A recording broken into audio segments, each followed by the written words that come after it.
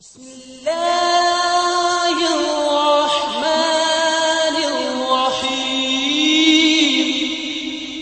أعوذ بالله من الشيطان الرجيم.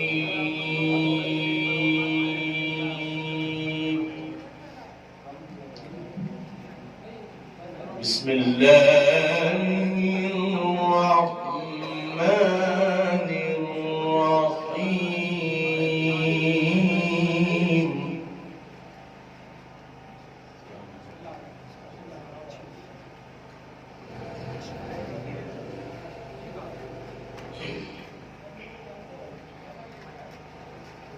بسم الله الرحمن الرحيم.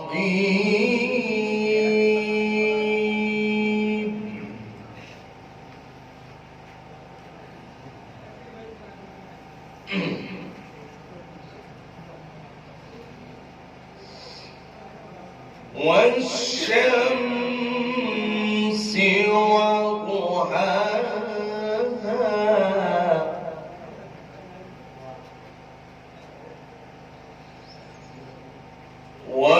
والقمر إذا تلاها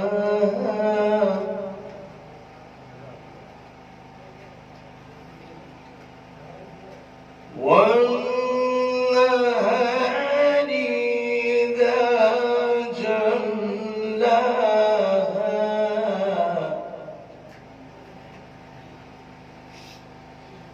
والليل إذا يغشاها والسماء وما بناها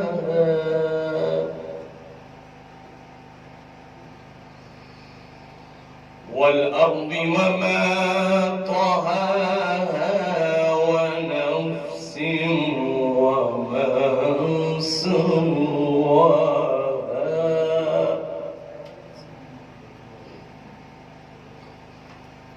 فألهمها فجورها وتقواها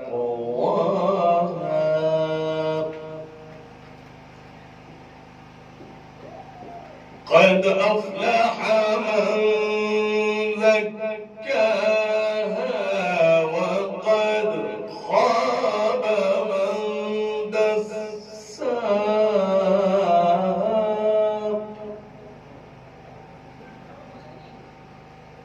كذبت ثمود بتغواها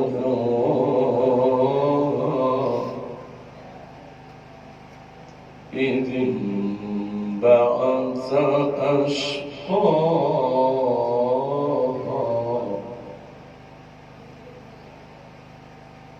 فقال لهم رسول الله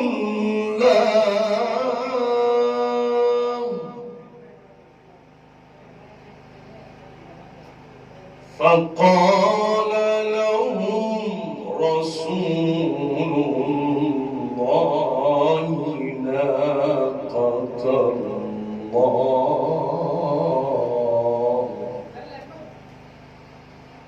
ناقة الله وسقياها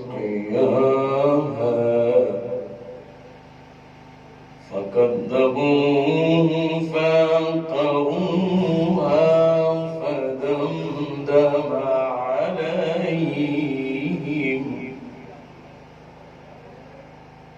ربهم بذنبهم فسواها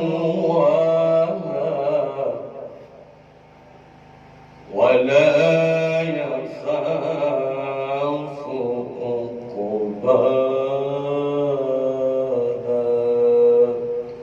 صدق الله العلي العظيم. صلوات على محمد وآل محمد.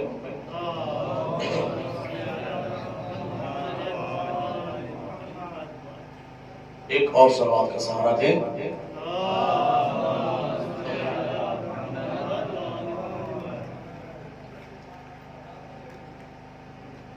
ایک مطلب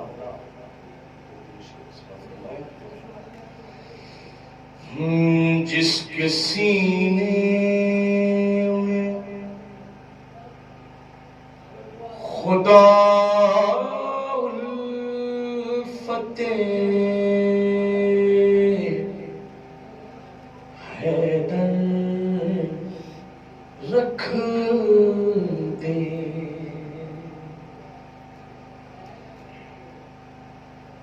جس کے سینے میں خدا الفتح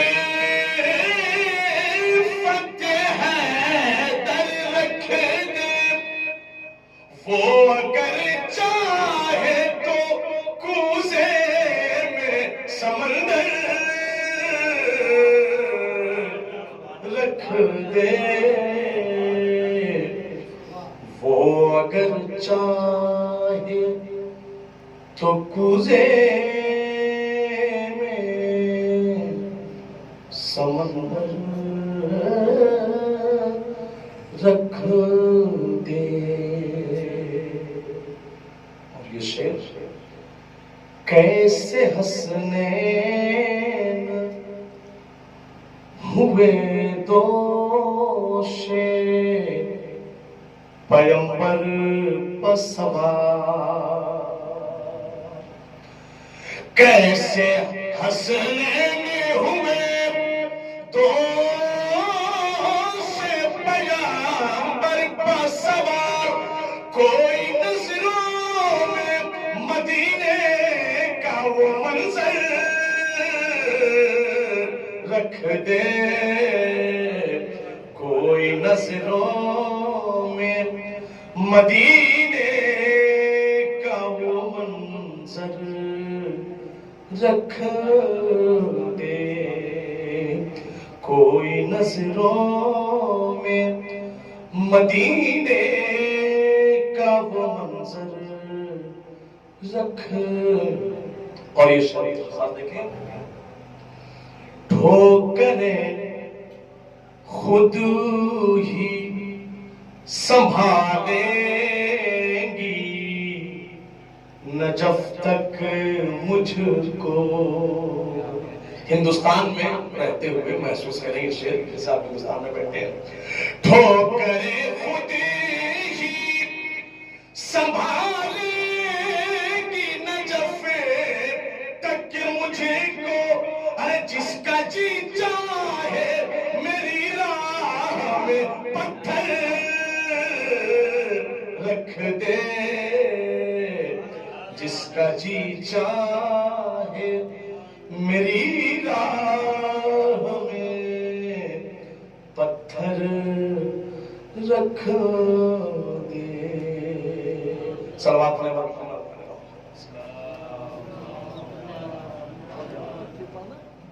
رحم اللہ من یقرأ سورۃ الفاتحہ۔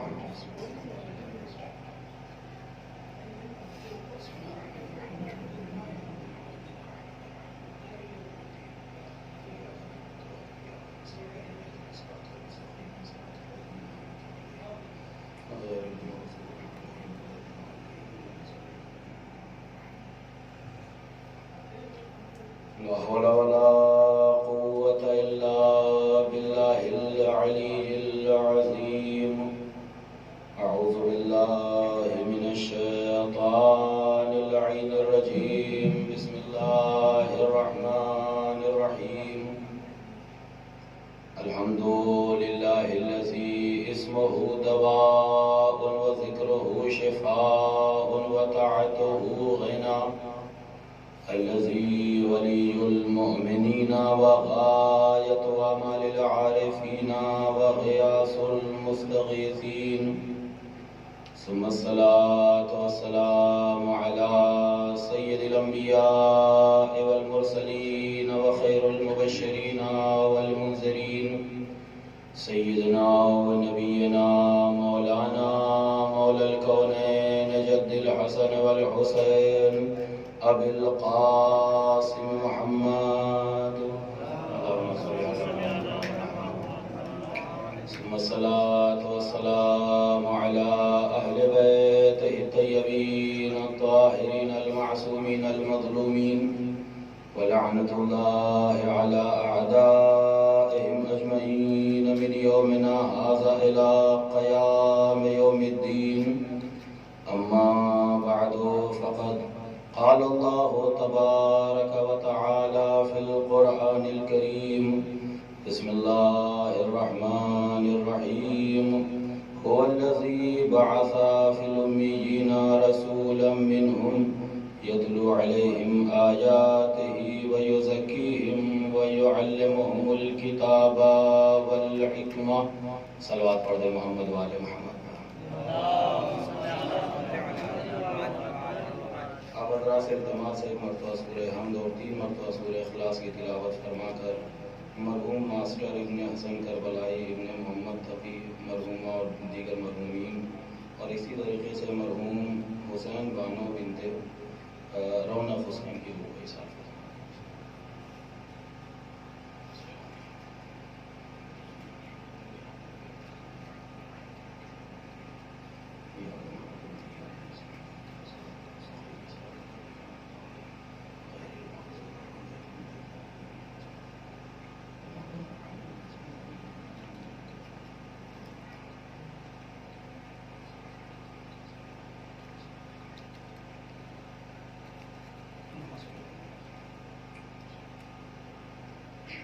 صلوات پڑھ دے محمد والے محمد.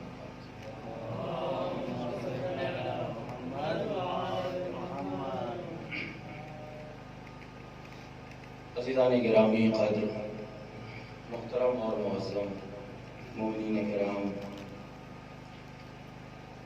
میں نے سورہ مبارک جمعہ کی ایک آیت کریمہ کی تلاوت کا شرف حاصل کیا. صاحبان علم ہیں، ہم سب طلبہ ہیں. اچھی طریقے سے آپ جانتے ہیں کہ ارشاد رب العزت ہو رہا ہے کہ هو الذی بعث فی الامیین رسولا منہم یتلو علیہم آیاتہ ویزکیہم ویعلمہم الکتاب والحکمہ. اللہ وہ اللہ ہے کہ جس نے امیین میں انہی میں سے ایک نبی کو مبعوث کیا، بھیجا، اور جس کا وظیفہ اور جس کے فرائض یہ تھے کہ یتلو علیہم آیاتہ، ان کے اوپر اللہ کی آیات کی تلاوت کرے، ویزکیہم، اور ان کے نفوس کا تزکیہ کرے، ویعلمہم الکتاب والحکمہ، اور انہیں کتاب و حکمت کی تعلیم دے. عزیزان گرامی، آپ دیکھیے کہ اس آیت کریمہ میں ظاہراً تو ایسا لگ رہا ہے کہ اللہ اپنے نبی کے صفات بیان کر رہا ہے، اپنے نبی کی تعریف کر رہا ہے، اپنے نبی کی مدح کر رہا ہے. لیکن حقیقت میں آپ ذرا غور کریں تو اللہ اپنے نبی کے صفات کے ذریعے اپنا تعارف کرا رہا ہے. اللہ اپنے نبی کے صفات کے ذریعے اپنا تعارف کرا رہا ہے. هو الذی، اللہ وہ اللہ ہے، بعث فی الامیین رسولا منہم یتلو علیہم آیاتہ ویزکیہم ویعلمہم الکتاب والحکمہ. اللہ وہ اللہ ہے کہ جس نے امیین میں سے ایک ایسے رسول کو مبعوث کیا کہ جس کی شان یہ ہے کہ آیات کی تلاوت کرتا ہے، نفوس کی پاکیزگی کرتا ہے، اور کتاب و حکمت کی تعلیم دیتا ہے. میرے معبود، یہ ماجرا کیا ہے کہ تو اپنے نبی کے صفات کو بیان کر رہا ہے اور اپنا تعارف کرا رہا ہے؟ بھائی ہوتا یہ ہے، آپ صاحبان علم اچھی طریقے سے جانتے ہیں کہ اگر کوئی انسان تعارف کراتا ہے تو جس کا تعارف ہوتا ہے صفات بھی اسی کے بیان ہوتے ہیں. اگر میں اپنا تعارف کراؤں تو صفات بھی ہمارے ہوں گے، اچھائیاں بھی ہماری ہوں گی، نیکیاں بھی ہماری ہوں گی. بھائی یہ کیا معاملہ ہے کہ میں تعارف تو اپنا کراؤں لیکن نیکیاں آپ کی بتاؤں، صفات آپ کے گنواؤں، اچھائیاں آپ کی گنواؤں، تعریف آپ کی کروں، صفات جو ہے تعارف اپنا کراؤں. معبود، یہ ماجرا کیا ہے؟ دنیا کا نظام یہ ہے، دنیا کا طریقہ یہ ہے، دستور کائنات یہ ہے کہ جس کا تعارف کرایا جاتا ہے فضائل اسی کے بیان کیے جاتے ہیں. نیکیاں اسی کی بیان کی جاتی ہیں، صفات انہی کے بیان کیے جاتے ہیں۔ یہ تو نے کون سا طریقہ اختیار کر لیا کہ تعارف اپنا کرا رہا ہے، صفات اپنے نبی کے بیان کر رہا ہے؟ عجب نہیں آواز قدرت آئے۔ یہی تو سمجھانا چاہتا ہوں کہ دیکھو، جب نبی اس کمال کا ہے تو نبی کو بھیجنے والا خدا کی کمالات کا مالک ہے۔ جب نبی ان کمالات کا مالک ہے، نبی کا یہ عالم ہے، نبی کی یہ منزلت ہے، نبی کا یہ شرف ہے، تو نبی کو بھیجنے والا وہ خدا، وہ معبود، وہ پروردگار کن صفات کا مالک ہوگا کہ جس خدا کی عبادت یہ نبی کر رہا ہے، جس خدا کا پیغمبر بن کے یہ نبی آیا ہے، جس خدا کی توحید کا کلمہ پڑھانے کے لیے یہ نبی آیا ہے، وہ خدا کس کمال کا مالک ہوگا؟ اس خدا کی شان کیا ہوگی؟ دوسری بات عزیزان گرامی آپ دیکھیے، اسی آیت کریمہ سے اگر ہم دیکھیں کہ جب تعارف ہوتا ہے یہاں پہ اللہ نے اپنے نبی کے ذریعے، اللہ نے اپنے پیغمبر کے ذریعے، اللہ نے اپنے حبیب کے ذریعے اپنا تعارف کرایا، صفات اس کے بیان کیے۔ اب جب تعارف کی دنیا میں آپ جائیں، اور ہم کسی سے عموماً ایسا سابقہ پڑتا رہتا ہے، خصوصاً یہاں پر رشتہ دار آئے، قرابت دار آئے، الگ الگ طریقے سے تعارف کرایا جاتا ہے، تو آپ دیکھیے عموماً جو تعارف کا ایک طریقہ ہے وہ کیا ہے کہ بھئی استاد کے ذریعے شاگرد کا تعارف ہوتا ہے۔ یہاں بھی اساتذہ ہیں، آیات اعظام ہیں، مجتہدین کرام ہیں، انہی کے ذریعے تعارف کرایا جاتا ہے۔ کوئی طالب علم ہو، کوئی اگر عالم دین وطن سے آیا ہو تو کیا تعارف کراتے ہیں؟ آپ جانتے ہیں بھائی میں آغائے سیستانی کے درس میں حاضر ہوتا ہوں، آغائے باقر سیستانی کے درس میں حاضر ہوتا ہوں، باقر اروانی صاحب کے درس میں حاضر ہوتا ہوں۔ یہ الگ بات ہے، باقی آپ سمجھتے ہیں کیونکہ نیٹ کی مجلس اس کے آگے کچھ نہیں کہوں گا۔ تو یہ تعارف ہوتا ہے استاد کے ذریعے شاگرد کا تعارف، بڑے کے ذریعے چھوٹے کا تعارف، باپ کے ذریعے بیٹے کا تعارف۔ تو یہ تعارف کا طریقہ ہے کہ بڑے کے ذریعے چھوٹے کا تعارف ہوگا، استاد کے ذریعے شاگرد کا تعارف ہوگا، باپ کے ذریعے بیٹے کا تعارف ہوگا۔ لیکن کبھی کبھی ایسا بھی ہوتا ہے کہ اگر طالب علم باکمال ہو تو شاگرد کے ذریعے استاد کا بھی تعارف ہوتا ہے، اگر بیٹا باکمال ہو تو بیٹے کے ذریعے باپ کا بھی تعارف ہوتا ہے، اگر چھوٹا حیثیت والا ہو تو اس کے ذریعے بڑے کا بھی تعارف ہوتا ہے۔ یہ بھی طریقہ ہے۔ تو اگر کوئی چھوٹا اس کے ذریعے بڑے کا تعارف ہو، کوئی بیٹا اس کے ذریعے باپ کا تعارف ہو، کوئی طالب علم شاگرد اس کے ذریعے استاد کا تعارف ہو، تو اس کا مطلب یہ شاگرد بھی باکمال ہے، لائق داد و تحسین ہے، یہ چھوٹا بھی لائق داد و تحسین ہے، یہ بیٹا بھی لائق داد و تحسین ہے کہ اس کے ذریعے باپ کا تعارف ہو رہا ہے، اس کے ذریعے جو ہے وہ بڑے کا تعارف ہو رہا ہے، اس کے ذریعے استاد کا تعارف ہو رہا ہے۔ اب یہ بتائیے وہ مخلوق منزل کمال پر کس قدر بلندی پر ہوگی تو اس کو دکھا کر خالق کا تعارف ہو رہا ہے، وہ بندہ کس قدر باکمال ہوگا کہ جس کے صفات کے ذریعے خدا کا تعارف ہو رہا ہے۔ ارے وہ تصویر کتنی باکمال ہوگی کہ جس کو دکھا کر مصور کائنات اپنا تعارف کرا رہا ہے۔ ایک صلوات پڑھ دے محمد و آل محمد پر۔ عزیزان گرامی یہ ہے طریقہ تعارف، اس طریقے سے پہچان کرائی جاتی ہے، معرفت کرائی جاتی ہے، اپنے کو پہچانوایا جاتا ہے۔ تو یہ تمام باتیں ہیں عزیزان گرامی کہ چھوٹے کے ذریعے بڑے کا تعارف ہوتا ہے، اور شاگرد کے ذریعے استاد کا تعارف ہوتا ہے، بیٹے کے ذریعے باپ کا تعارف ہوتا ہے۔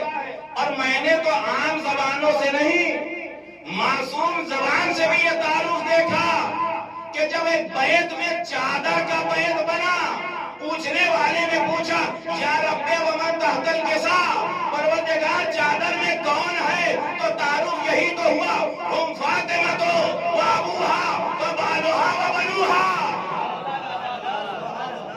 ہم فاطمہ و ابوہا و بالوہا و بنوہا، یہاں تعارف ہوا ہے۔ آپ دیکھیے نبی کی بیٹی کے ذریعے نبی کا تعارف ہوا، زوجہ کے ذریعے شوہر کا تعارف ہوا، ماں کے ذریعے بیٹوں کا تعارف ہوا.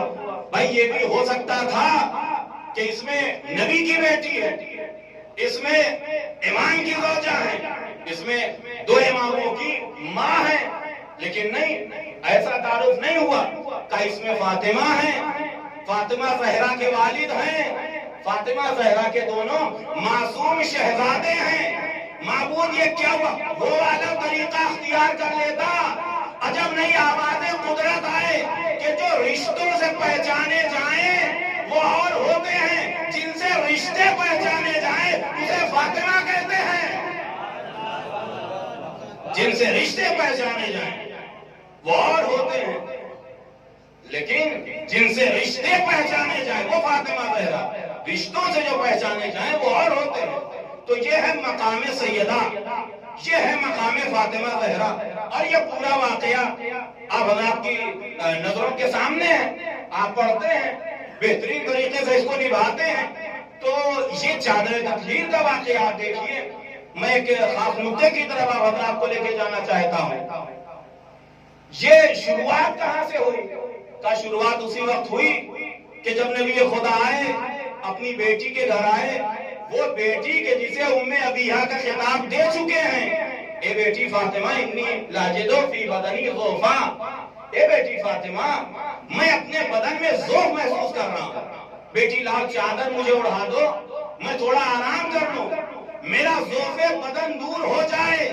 آپ دیکھیے نبی نے چادر اوڑھی، اور جب نبی چادر اوڑھ کے لیٹ گئے تو یہ پنجتن پاک سب چادر کے نیچے آ گئے، اور نبی کا ذوف بدن جاتا رہا. نبی کے جسم کی کمزوری جاتی رہی، نبی صحتیاب ہو گئے. اب عزیزان گرامی، جب ہم نے اس طریقے سے اس روح کے فضائل بیان کیے کہ نبی خدا کے جسم کا ذوف جاتا رہا، صرف چادر زہرا اوڑھ لی نبی نے اور جسم کا ذوف جاتا رہا، تو لوگوں نے کہا یہ کون سی بات آپ کر رہے ہیں؟ بھلا چادر اوڑھنے سے کسی کا ذوف دور ہو سکتا ہے؟ ذرا توجہ کیجئے گا عزیزان گرامی. چادر اوڑھنے سے کسی کا ذوف دور ہو سکتا ہے؟ یہ کیسی باتیں کرتے ہیں؟ ہم نے کہا مسئلہ یہ ہے، آپ دیکھیے کہ ہم جو کچھ بیان کرتے ہیں اس میں ہماری مرضی یا ہماری عقل کا دخل نہیں ہوتا. ہم جو کچھ بیان کرتے ہیں اس کی دلیل یا قرآن صامت سے ہوتی ہے یا قرآن ناطق سے ہوتی ہے. جو بھی ہم نے بیان کیا یا قرآن ناطق پیچھے ہوگا دلیل کے طور پہ یا قرآن صامت ہوگا. تو کہا اچھا آپ بتائیے کہ چادر اوڑھ لیا نبی نے، نبی کو سکون مل گیا، نبی کو اطمینان مل گیا، ذوف بدن نبی جاتا رہا. اس کی دلیل کیا ہے؟ آپ قرآن میں دکھائیے. ہم نے کہا آئیے چلتے ہیں سورہ یوسف میں چلتے ہیں کہ جب جناب یعقوب اور جناب یوسف کے درمیان فراق ہوا اور جناب یعقوب گریہ کر رہے ہیں، اتنا گریہ کیا جناب یعقوب نے کہ وَبْيَضَّتْ عَيْنَاهُ مِنَ الْحُزْنِ، جناب یعقوب کی آنکھیں سفید ہو گئی، جناب یعقوب کو دکھائی نہیں دے رہا ہے. تو بھائی یہ نور کہاں سے آیا، بینائی کہاں سے واپس آئی؟ تو پھر قرآن نے بتایا کہ جناب یوسف کا پیرہن آیا، جناب یعقوب کی آنکھوں پر ڈال دیا گیا. جیسے ہی جناب یوسف کا پیرہن جناب یعقوب کی آنکھوں پر ڈالا گیا، جناب یعقوب کی آنکھیں ٹھیک ہو گئی، جناب یعقوب کی آنکھوں میں بینائی آ گئی.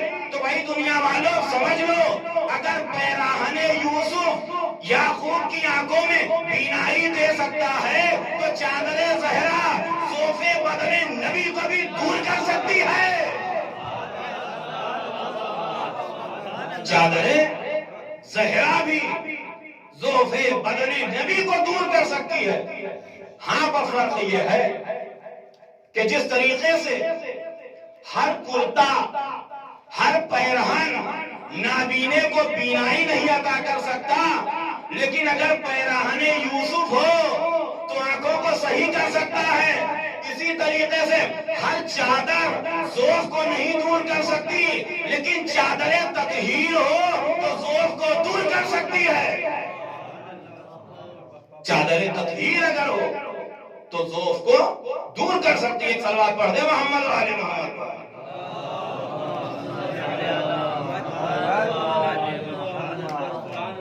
یہ عزیزان گرامی جناب فاطمہ زہرا سلام اللہ علیہا. اور آپ دیکھیے یہ اشکال کرنے کی اصلاً گنجائش ہی نہیں ہے.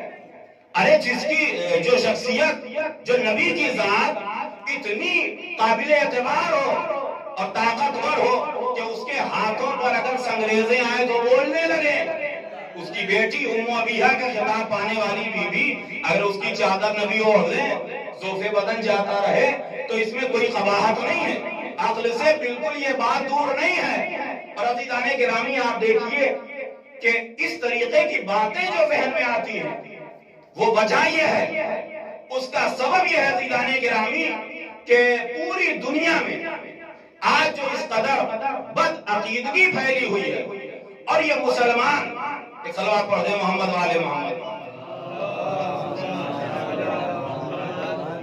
یہ مسلمان آج جو اس قدر تہمتوں کا شکار ہے، جگہ جگہ کلمہ گو کو جو ہے وہ ٹارگٹ کیا جا رہا ہے، پوری دنیا میں مسلمان بدنام ہے. اس کی وجہ یہی ہے عزیزان گرامی کہ مسلمانوں نے مقام رسالت کو نہ سمجھا. جب مسلمانوں نے مقام رسالت کو نہ سمجھا تو نبی کو اپنے جیسا سمجھا، نبی کو خاطی سمجھا، نبی کو خاکی سمجھا، نبی کو گنہگار سمجھا، نبی کو انپڑھ سمجھا. لیکن ہمارا تو خدا کا شکر ہے کہ تعلق ہے در اہل بیت سے، لہذا ہم نے مقام نبوت کو سمجھا. جب مقام نبوت کو سمجھا تو نبی کو طاہر سمجھا، نبی کو مطہر سمجھا، نبی کو معصوم سمجھا، نبی کو محفوظ عن الخطا سمجھا. جب ہم نے نبی کو طاہر سمجھا، مطہر سمجھا، محفوظ عن الخطا سمجھا، معصوم سمجھا، تو جو نبی کا جز ہے ہم نے عام خواتین کے جیسا نہیں سمجھا. طاہرہ سمجھا، مطہرہ سمجھا، معصومہ سمجھا، صدیقہ سمجھا. اے دنیا والوں، تمہاری نظروں کے سامنے مقام فاطمیہ اس وقت تک واضح نہیں ہو سکتا جب تک مقام احمدیہ واضح نہ ہو جائے. اس وقت تک مقام فاطمیہ واضح نہیں ہو سکتا جب تک مقام احمدیہ واضح نہ ہو جائے. جب تک تم یہ نہ سمجھو کہ شان رسالت کیا ہے، شان نبوت کیا ہے، شان حبیبی کیا ہے، شان صاحب معراج کیا ہے، اس وقت تک تم جناب فاطمہ زہرا کو نہیں سمجھ سکتے. آج پوری دنیا میں، آپ انٹرنیٹ کی دنیا میں آپ سب سیر کر رہے ہیں، جانتے ہیں کہ جناب صدیقہ طاہرہ سلام اللہ علیہا یا دیگر جو افراد اہل بیت ہیں ایک عام انسانوں کی شکل دینے کی کوشش کی جا رہی ہے.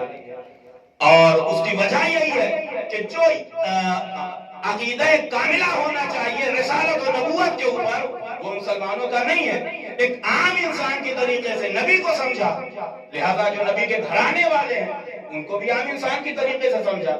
آپ دیکھیے کہ ایک ہمارے پاس کتاب ہے، آپ حضرات کے پاس بھی ہوگی، اچھی طریقے سے واقف ہے، معتمر بغداد کر کے. اس کتاب میں ایک چھوٹا سا واقعہ موجود ہے. چونکہ پیغمبر اسلام نے شان جناب صدیقہ کبریٰ میں عملی طور پہ سمجھایا کہ جب بھی بی بی آتی تھی تو پیغمبر اسلام بہر تعظیم کھڑے ہو جاتے تھے اور جناب صدیقہ طاہرہ کا احترام کرتے تھے. ہاتھوں کا بوسہ لے کے اجلس فی مجلس ہی اپنی جگہ پر بٹھاتے تھے. یہ جناب صدیقہ طاہرہ کی عظمت، ان کا مقام اور ان کی شخصیت. اب ان کے مقابل میں کسی کو لانے کی کوشش کی گئی. وہ کیا کہ اگر نبی خدا جناب سیدہ کو اپنی جگہ پر بٹھاتے تھے، کھڑے ہوتے تھے، تو یہ فلاں صاحبہ جو تھی ان کو نبی اپنے کاندھے پر بٹھاتے تھے. ان کو نبی اپنے کاندھے پر بٹھاتے تھے. آپ دیکھیے صرف یہ عداوت اور تعصب نہیں ہے تو اور کیا ہے کہ کسی کی شخصیت بنانے کے لیے شان نبی میں کس قدر توہین. معتمر بغداد جو کتاب ہے آپ جانتے ہیں، بغداد میں جو مناظرہ ہوا، شاہ بغداد نے یہ دیکھا کہ اہل تشیع غیر تشیع میں اختلاف ہو رہا ہے. اس نے دونوں کے علماء کو بلایا کہ میرے سامنے بیٹھ کے آپ حضرات باتیں کریں، دین اسلام کی حقانیت کو واضح کریں، پھر ہم دیکھتے ہیں کون سچا ہے اور کون بدنام کر رہا ہے مذہب اسلام کو، صاف ستھرے دین کو؟ تو عزیزان گرامی وہاں پہ جو ہمارے اہل تشیعوں کے علماء میں سے تھے، انہوں نے کہا یہ جو کتاب ان کی ہے جس کو صحیح کہتے ہیں، اس صحیح کتاب میں جگہ جگہ پر توہین رسالت کی گئی ہے۔ تو جو غیر تشیع عالم دین تھے انہوں نے کہا کوئی ایک دلیل آپ لے کے آئیے کہ جس میں شان نبوت میں گستاخی کی گئی ہو، توہین کی گئی ہو۔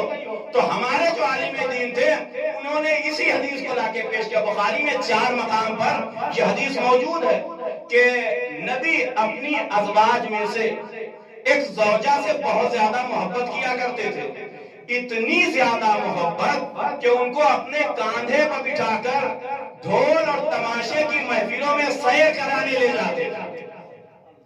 ڈھول اور تاشے، طبلے اور سرنگی کی محفلوں میں ان کو لے جاتے تھے۔ کہا بتائیے یہ توہین نبوت ہے کہ نہیں ہے؟ بے غیرتی کی انتہا آپ دیکھیے، پھر بھی وہ کہہ رہا ہے کہ اس میں کون سی توہین کی بات ہے؟ اگر کوئی شوہر، اس کے لیے جائز ہے، اگر کوئی شوہر اپنی بیوی کو اپنے کاندھے پر بٹھا کے لے جا رہا ہے، کیا لینا دینا آپ سے؟ اس میں کون سی توہین کی بات ہے؟ بادشاہ تھا لیکن صاحب عقل تھا، احترام نبوت کو جانتا تھا۔ کہا آپ حافظ ہیں؟ کہاں ہو؟ کہا فقیہ ہیں؟ کہا ہو؟ کہا عالم ہیں؟ کہا بے شک عالم ہو۔ کہا ذرا اپنی زوجہ کو اپنے کاندھے پر بٹھا کے کسی محفل میں لے جائیے، اپنی زوجہ کو اپنے کاندھے پر بٹھا کے لے جائیے۔ کہا میں یہ نہیں کر سکتا۔ کہا آپ جیسا انسان، معمولی سی غیرت رکھنے والا انسان یہ کام نہیں کر سکتا۔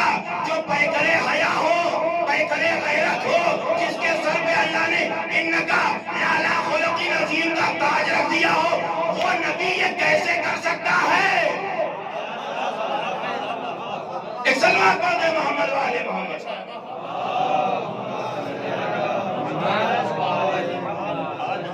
نبی کہ جس کے سر کے اوپر اللہ نے انکا لعلی خلق عظیم کا تاج رکھ دیا ہو، وہ نبی یہ کیسے کر سکتا ہے؟ لیکن عزیزان گرامی یہ صرف اور صرف اہل بیت علیہ السلام کی عداوت میں اور ان کے درجے کو گھٹانے کی کوئی، دیکھیے حسد کا یہ بھی ایک طریقہ ہے۔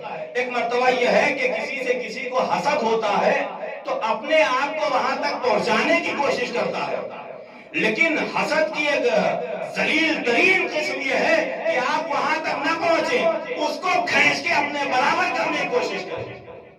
یہ بھی ایک طریقہ ہے۔ تو اہل بیت علیہ السلام کے لیے ساتھ یہ ذلیل حرکت کرنے کی کوشش کی گئی، لیکن جس کا رتبہ اللہ بڑھا دے، کس میں مجال ہے کہ اس کا رتبہ گھٹا سکتا ہے؟ عزیزان گرامی یہی وجہ ہے، آپ دیکھیے کہ طرح طرح کے جو اسما تھے، اسما کو جناب سیدہ کے جو اسما تھے، پاک و پاکیزہ اسما، پاک و پاکیزہ القاب، انہیں غیروں کے حوالے کر دیا گیا۔ تو بھئی نام وام رکھنے سے کچھ تھوڑی ہوتا ہے۔ آپ دیکھیے قرآن مجید کے 75 نام ہیں۔ یہ آخری بات میری ہے، گفتگو تمام ہو گئی، چونکہ آج میں سوچ کے آیا صرف آدھے گھنٹے کی مجلس ہوگی اور شام کی مجلس اتنی ہی ہونی چاہیے۔ تو قرآن مجید کے 75 اسما ہیں۔ نور بھی قرآن کو کہا گیا، ذکر بھی قرآن کو کہا گیا، مبین بھی قرآن کو کہا گیا، ہادی بھی قرآن کو کہا گیا، اور قرآن تو ہے ہی۔ لیکن آپ یہ بتائیے کہ کوئی اپنی لکھی ہوئی من پسند کی کتاب کو نور کہنا شروع کر دے تو وہ قرآن نہیں ہو جائے گی۔ ہدایت کا کہنا شروع کر دے، قرآن نہیں ہو جائے گی۔ ذکر کہنا شروع کر دے، قرآن نہیں ہو جائے گی۔ اسی طریقے سے جناب سیدہ کے جو اسما ہیں، فاطمہ، زہرا، راضیہ، سیدہ، مرضیہ، صدیقہ، اب کوئی کسی اپنی پسند کی خاتون کو سیدہ کہنے لگے، صدیقہ کہنے لگے، طاہرہ کہنے لگے، تو وہ فاطمہ نہیں ہو پائے گی۔ اے مسلمانوں، تم القاب تو چرا سکتے ہو، اوصاف نہیں چرا سکتے۔ ایک صلوات پڑھ دے محمد وآل محمد۔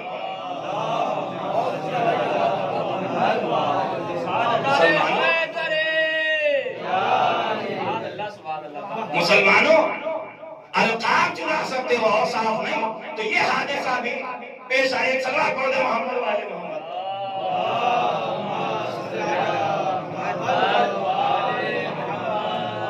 نہ سیدہ کہنے سے کوئی سیدہ ہوگا، اور نہ سید کہنے سے کوئی سید ہوگا، اور نہ کوئی صدیقہ کہنے سے صدیقہ ہوگی، نہ کوئی صدیق کہنے سے صدیق ہوگا. بھائی اگر صفات نہیں ہے تو نام رکھا کریے،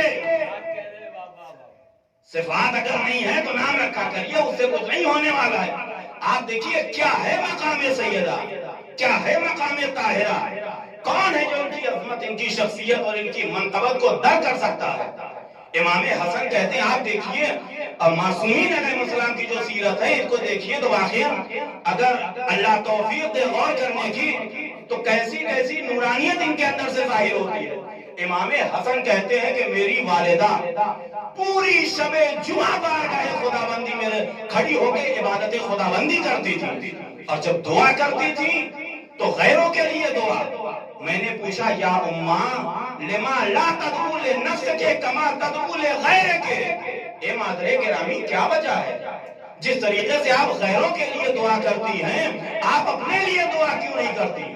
بی بی نے فرمایا یا بنیا اول دار اول جار ثم الدار، اے بیٹی پہلے بیٹا پہلے پڑوسی پھر اپنا گھر. بیٹی بیٹا پہلے پڑوسی پھر اپنا گھر. عزیزان گرامی اس مختصر سے جملے میں جو میں نے غور کیا تو مجھے 3 چیزیں نظر آئیں. بہت ہی مختصر سا جملہ ہے لیکن 3 چیزیں مجھے نظر آئیں. پہلی چیز کیا کہ بی بی پہلا درس یہ دینا چاہتی ہے کہ جب بھی بارگاہ خداوندی میں ہاتھ اٹھاؤ تو پہلے غیروں کے لیے دعا کرو پھر اپنے لیے دعا کرو. پہلے غیروں کے لیے دعا کرو پھر اپنے لیے دعا کرو. یعنی صرف روٹیوں میں ایثار نہیں دکھایا، دعاؤں میں بھی ایثار دکھایا، دعاؤں میں بھی ایثار دکھایا. دوسری چیز یہ ہے کہ پڑوسیوں کا خیال. اسلام نے خاص حق رکھا ہے جیران کا، ایک خاص حق رکھا ہے پڑوسیوں کا. پیغمبر اسلام فرماتے ہیں کہ جب اللہ نے جبریل کے ذریعے جیران کے حقوق کو بیان کرنا شروع کیا تو مجھے یہ خوف ہوا کہ کہیں اللہ جیران کو اور پڑوسیوں کو میراث میں داخل نہ کر دے، میراث میں شریک نہ کر دے. یہ دوسری چیز. اور جو چونکہ تفصیل ہے میں نے کافی آگے تک اس کو مرتب کیا لیکن بس میری گفتگو ختم ہو گئی. تیسری چیز جو ہے وہ یہ بھی بیان کرنا چاہتی ہیں کہ ہمیشہ لوگوں کی مدد کرنے کی کوشش کرو.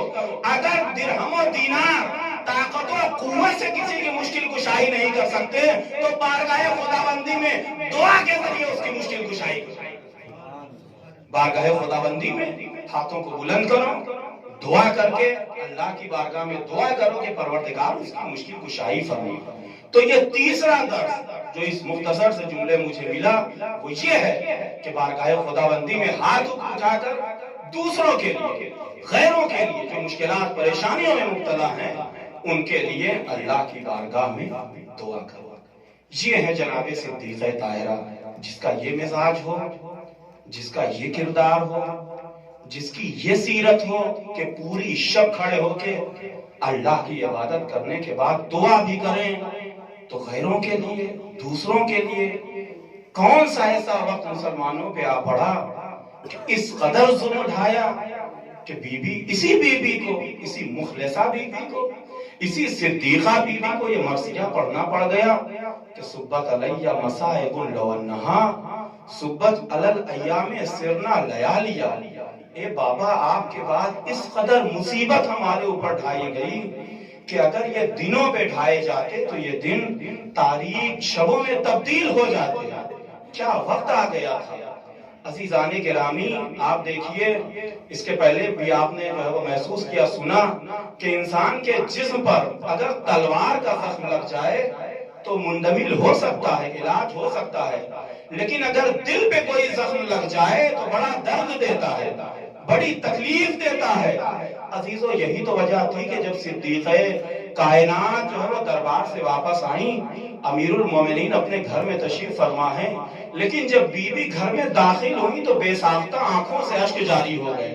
امیر المومنین نے پوچھا اے صدیقہ طاہرہ مجھے ایسا محسوس ہوتا ہے کہ مسلمانوں نے آپ کا حق واپس نہیں کیا اس لیے آپ پریشان ہیں۔ صدیقہ نے کہا اے ابوالحسن مجھے اس بات کا غم نہیں ہے کہ مسلمانوں نے میرا حق نہیں دیا، ابوالحسن غم ہے تو یہ ہے کہ جس بز میں جاتی تھی میرا بابا کھڑا ہو جاتا تھا، آج میں اسی بز میں گئی، مسلمانوں نے فاطمہ کا احترام نہیں کیا، مسلمانوں نے فاطمہ کی تکریم نہیں کی۔ اللہ اکبر، یہ ہے صدیقہ، یہ ہے مظلومہ، کون جانے یہ صدیقہ، یہ مظلومہ امیر المومنین کی زندگی میں ان کی حیثیت کیا تھی، ان کا مقام کیا تھا۔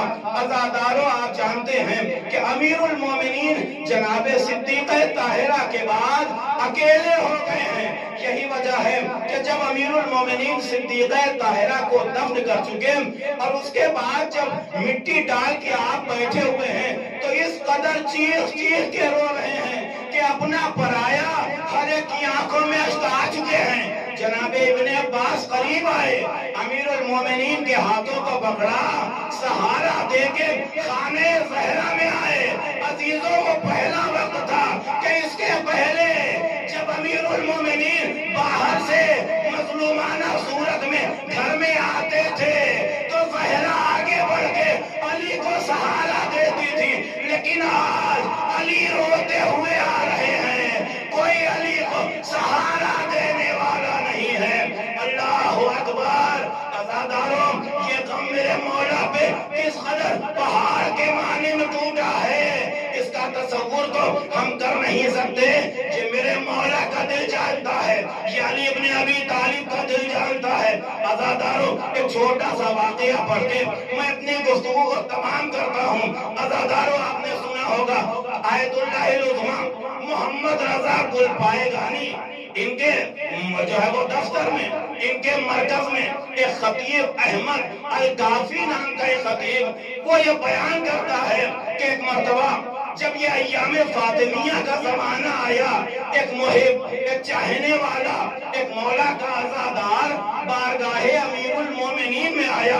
عزاداروں آپ جانتے ہیں، آپ کبھی سابقہ پڑھا ہے کہ چاہے محرم کا مہینہ ہو یا محرم کے علاوہ جو غم کے مہینے ہیں، ہمارے یہاں سے زائرین آتے ہیں، اس میں کوئی خطیب ہوتا ہے، کوئی شاعر ہوتا ہے، کوئی نوحہ پڑھنے والا ہوتا ہے، تو کبھی مولا عباس کی بارگاہ میں جا کے اگر کوئی نہ ہو، اکیلے اکیلے وہ چند مصرے پڑھ کے مولا کو پرسا دیتا ہے، آنسو بہاتا ہے۔ اسی طریقے سے مولا حسین کی بارگاہ میں کوئی ذاکر ہے، کوئی سننے والا نہ ہو، سر کو جھکا کے مولا کے مسائل پڑھتا ہے، اکیلے روتا ہے اور وہ سمجھتا ہے کہ شاید میری ذاکری قبول ہو گئی، میں نے مولا کو ان کا مسائل سنا دیا، میں نے مولا کو ان کی مصیبت سنا دی۔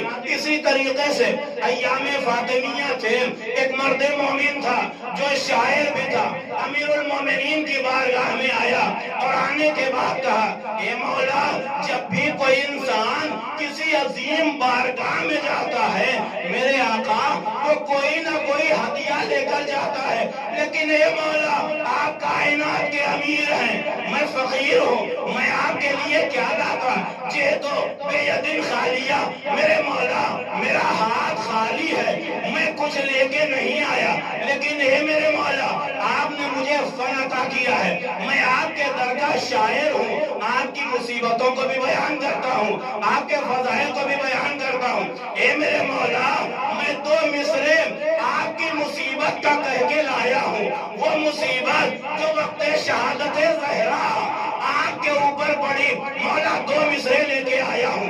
یہ زائر قریب آیا، ذریعے سے چمٹ کے ایک مرتبہ پڑھنا چاہا، لیکن مدینے کا وہ دردناک منظر آنکھوں کے سامنے آ گیا، یہ عزادار، یہ مومن وہ 2 مصرے نہ پڑھ پایا۔